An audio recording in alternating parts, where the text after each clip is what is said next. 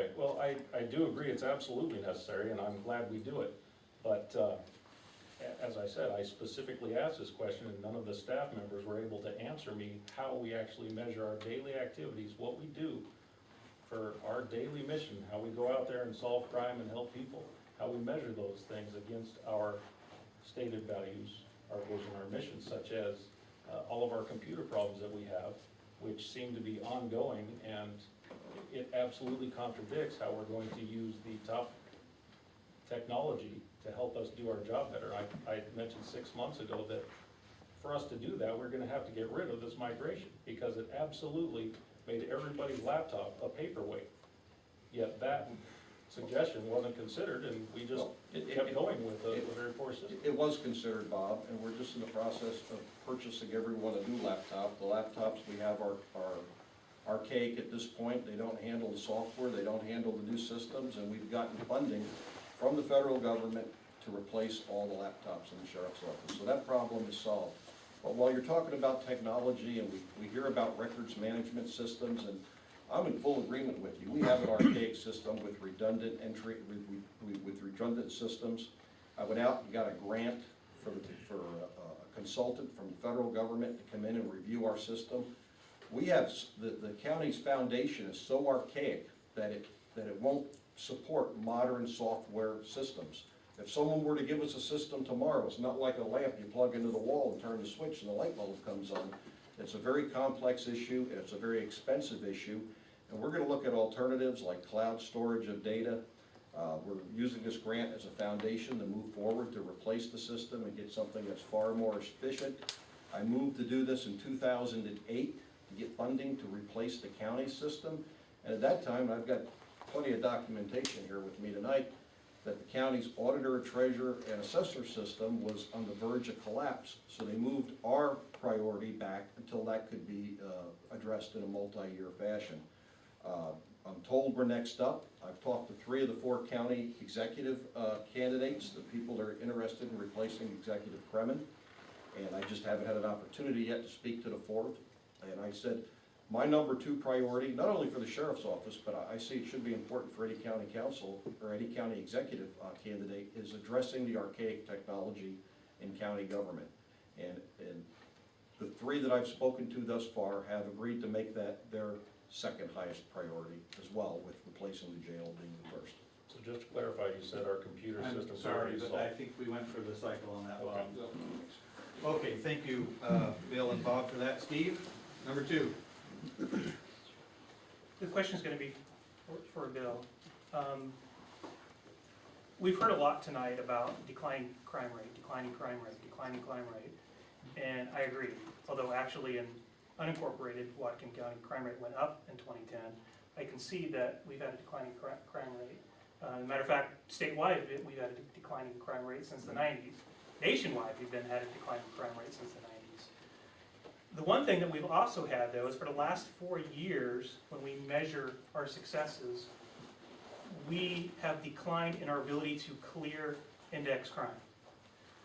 So as the crime rate's going down and less crime is being reported, we're actually clearing less of the crime that's happening. Right now, we clear 13.5% of every index crime that gets reported to us. That's lower than every other law enforcement agency in Whatcom County, including Lummi PD. It's lower than every other sheriff's office of comparable size in our contract comparables. And that's even though we have a higher ratio of deputies to population than many of these.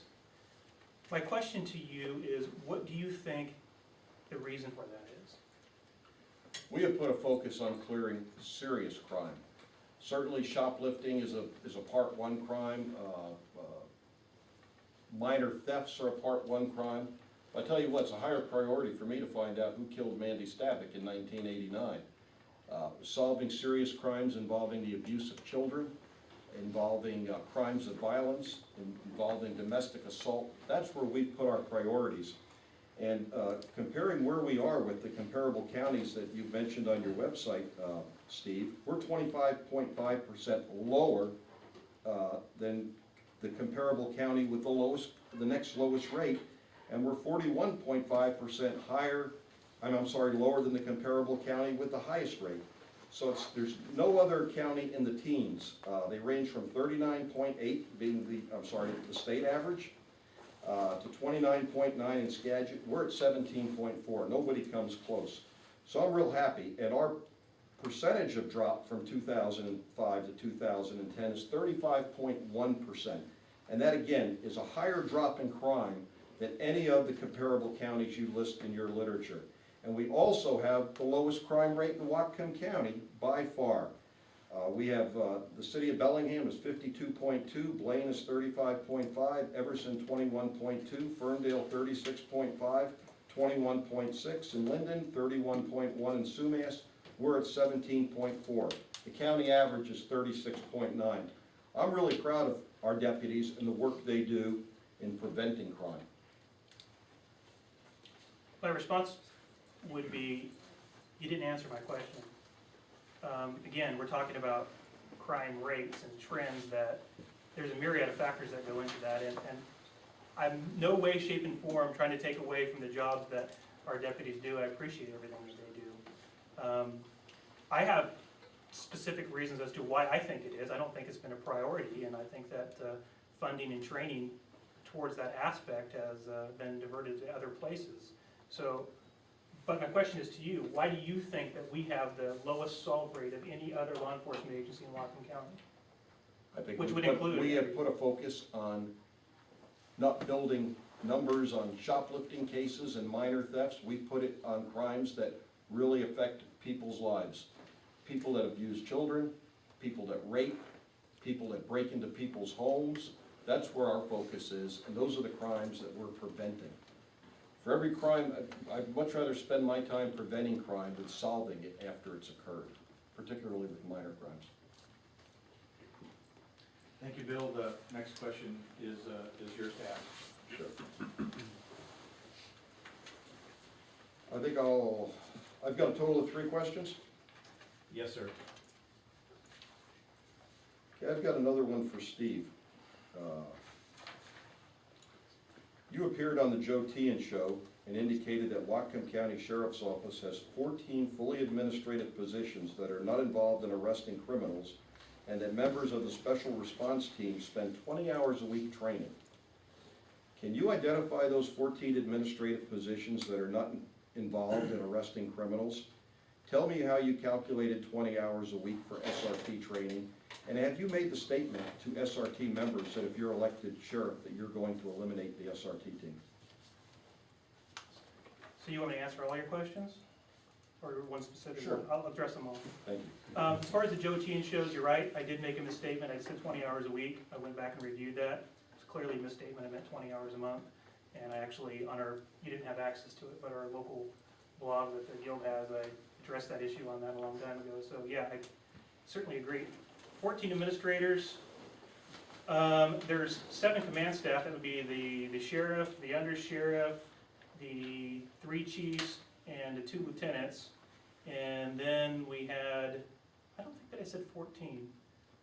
Then I talked about some of the sergeants that we had, and I didn't, my whole point was that, like I made earlier, to answer your question, we need to focus all of our troops, every commissioned deputy, I've heard yourself say, every man is a rifleman, every deputy.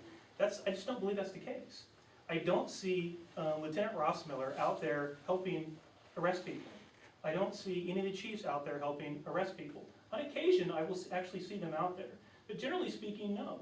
So when I say that, I really honestly believe it. I don't think that we see our command staff, those 7, doing hardly anything to assist patrol, assist us in clearing other than simply administrating. As far as the sergeants go, I'm sure that every one of these sergeants would love to spend more time actually helping handle calls. But they're precluded from doing that by lieutenants and chiefs who demand them to do all this administrative bullshit when they should actually be out there helping the guys do what they're doing. Handling calls, clearing calls, making arrests. Well, just for clarification. Oh, I'm sorry, I just wanted to, in the last question, no, I've never said to any SRT member in this department that if I got elected, I would eliminate the team. What I would do, and what I've said numerous times, is I would talk to the people who actually know this expert, because I'm not an expert in it, to find out exactly how much it's going to cost to effectively run this team, to give you the equipment, and then make a determination of whether we can afford that. If we can't afford that, then what can we do to make it affordable? Whether that's a regional SRT team about the county with everybody involved, or maybe it's a lower team, or maybe it's a reduced level of functionality. That's my actual position on SRT. And just to clarify, Steve, when you're counting the number of positions that you say are administrators, you realize that the sheriff divides his time between 4 major functions in the sheriff's office, as does the undersheriff.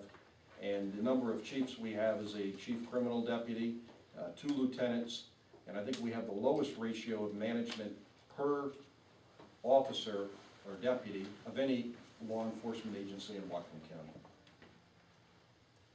Can I respond? Yeah, that would be you got 2 minutes for your final follow-up if you wanted. I agree that the sheriff, as an elected official, you certainly have a lot of responsibilities. I don't think a priority should be attending WASPIC meetings, going to Olympia. I think the priority should be here in the office, managing the sheriff's office.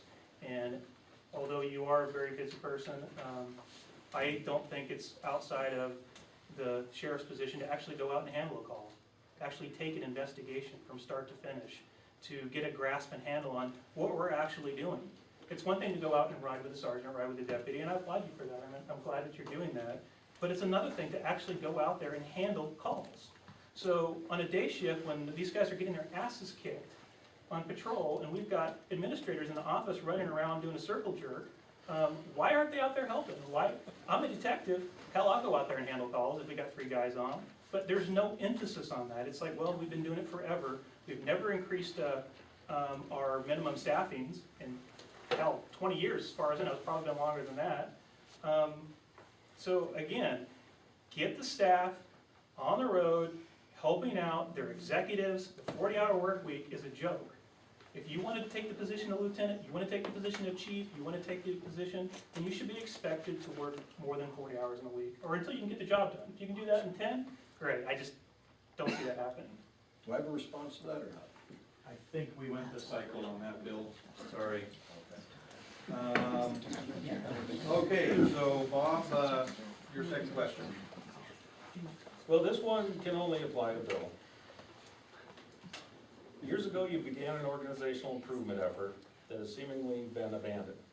The foundation of this effort was ethical actions at all levels. I think most deputies find it peculiar that the person leading this effort and demanding that our lives be unsullied by unethical decisions was the same person who had the most significant ethical lapse of any deputy currently working here. This deputy's actions were immoral, unethical, and illegal, resulting in a young woman being victimized. The deputy in question was even a supervisor with our office at the time. Yet within weeks of being punished for his illegal behavior, he was promoted. Wasn't long after that, he was promoted again, this time to a position that placed him in charge of judging all deputies' ethical behavior. Why would you promote someone obviously lacking in character and give this person the authority to pass judgment on the behavior of all the deputies? Let me clarify first how this young woman was victimized. This case was fully investigated by an external agency. This crime did not happen in the city, or this alleged crime did not happen in unincorporated Whatcom County. It happened in one of the cities, and it was investigated by that city police department. It was reviewed by the prosecuting attorney. It was reviewed by the city prosecutor in the city where it was alleged to have occurred. And there was a decision made that insufficient evidence existed to proceed with a criminal prosecution. I then, after that long process that took 1.5 years or almost 2 years for that to be completed with overseas victims, or witnesses rather, we began our administrative review. We had to wait for the criminal case to be concluded. I reviewed this with the civil end of our prosecutor's office. They told me, based on the evidence and based what's actually in the file, not what we're reading today on internet circles, the maximum discipline that could be administered in this case, I believe they said 5 days.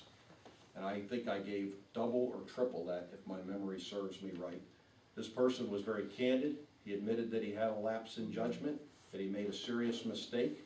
And when people make serious mistakes here and they own up to it and they're honest, I think it's worth our effort to try to rehabilitate them and bring them into the fold and use their talents to the best of the organization's ability. I think this